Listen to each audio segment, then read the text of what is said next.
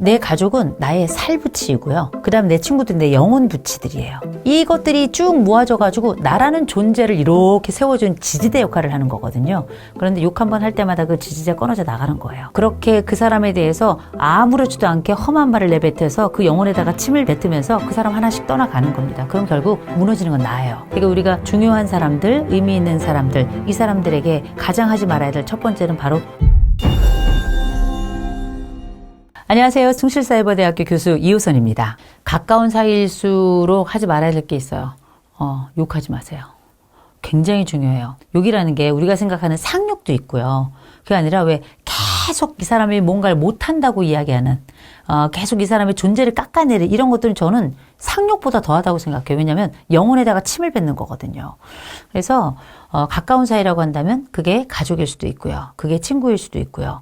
뭐 그 가족의 범위 안에서는 뭐 부부일 수도 있고 또 부모 자식 간일 수도 있는데 그게 뭐 부모 자식이라는 게 위로도 있고 아래로도 있을 수 있잖아요.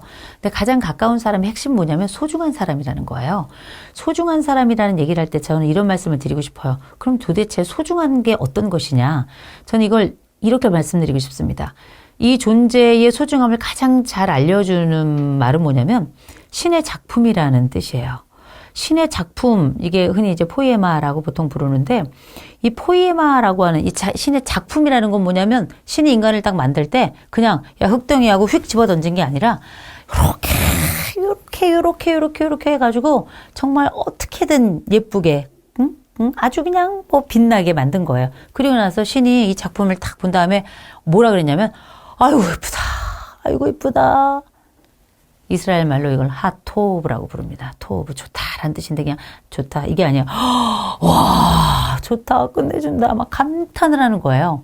나에게 소중한 사람은 감탄의 대상이에요. 그래서 이 작품에 흠과 결이 가지 않도록 깨져요. 그리고 꽃 같아가지고요. 물 줘야 돼요. 그리고 예쁘게 봐주고 잘 가꾸고 물도 갈아주고 이래야 간신히 사는 거예요. 특별히 우리에게 가까운 사람들 중에 가족은 말입니다. 나하고 DNA를 함께 공유하는 사람. 그게 뭐냐면 내 살부치라는 거예요. 내 살부치. 그리고 나랑 가까운 사람 중에 친구들이 있죠. 그 사람들은 영혼의 가족이에요. 정서적 핏줄이라고 봐야 되겠죠. 이 정서적 핏줄이라는 건 뭐냐면 영혼의 부치, 곧 영혼의 일부인 거예요. 내 가족은 나의 살부치이고요. 그 다음 내 친구들은 내 영혼부치들이에요.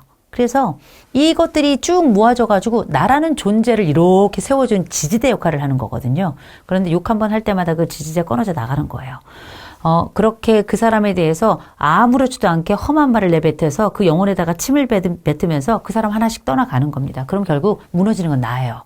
그래서 되게 우리가 중요한 사람들, 의미 있는 사람들, 이 사람들에게 가장 하지 말아야 될 첫 번째는 바로 욕입니다. 욕.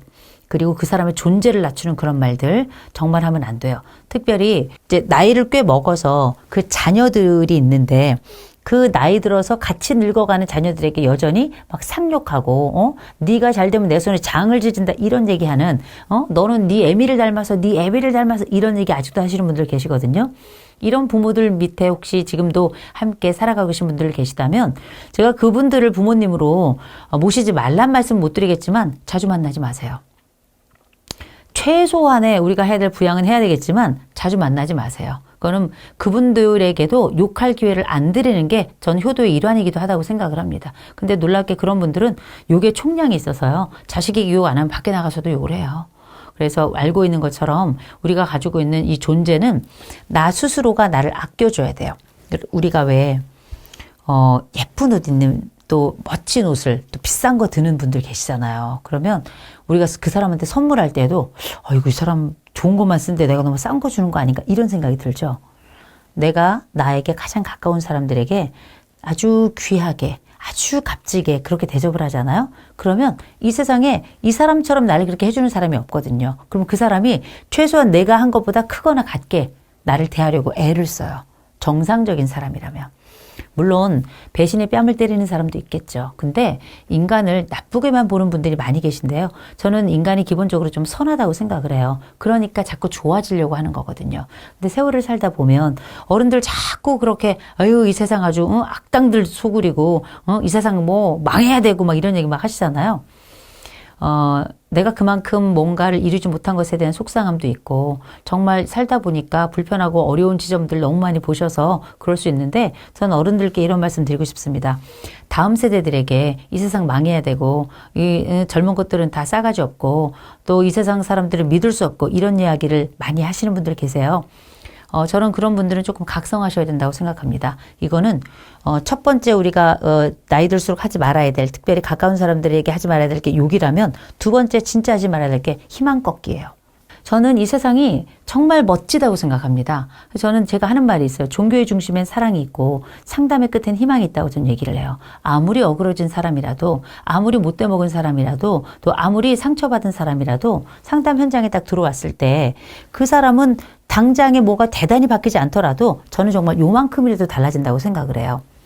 종교 현장에 들어가면 이 사람이 뭐 신을 만났든 못 만났든지 간에 이 종교 집단에서 주는 그 주고받는 역동 속에서 이 사랑의 단맛을 살짝이라도 좀 본다고 생각을 해요. 그렇게 우리는 신이 우리에게 준 이 사랑이라고 하는 캔디의 맛을 보고 상담 현장에서 새로운 변화와 회복의 과정, 거기서 저 멀리서 보이지만 당장에 손에 잡히지 않지만 희망의 그 구멍을 보면서 그걸 향해서 나아가는 거 아니겠습니까? 이 터널, 이 어둡고 진창이고 축축한 이곳에서 저 희망을 향해서 한 걸음씩 걸어가는 거거든요. 그런 차원에서 어른들은 희망 꺾기 하면 안 돼요. 오히려 희망을 주는 희망길, 이 희망에 대한 제공자가 전 돼야 된다고 생각합니다. 야, 살아보니까 살아볼 만하다. 야, 어려운 지점도 있었지만, 야, 너 때 딱 지나가잖아? 너 더 잘 될 거야. 저 성우 중에 송도순 선생님이라고 계세요. 송도순 선생님이 제가 이제 방송을 시작한 지 얼마 안 됐을 때 저를 이렇게 한참 지켜보시더니 저한테 그러더라고요. 이 교수는 뭐가 돼도 될 거야. 이 교수는 봐. 아주 몇 년 안에 MC도 하고 아주 잘 될 거야. 얘기하더라고요. 그 얘기를 일단 들으니까 기분이 좋잖아요. 제가 그 말씀을 듣고 그 다음에 그 SBS CNBC에서 이호선의 플랜백이라고 하는 그 경제 프로그램 MC를 했어요. 그게 제가 첫 번째 이제 생방송 MC를 한 거였는데 제가 그걸 보면서 이분이 뭐가 보이나? 뭐 이런 생각도 했었는데 그건 그분이 저한테 준 희망이에요.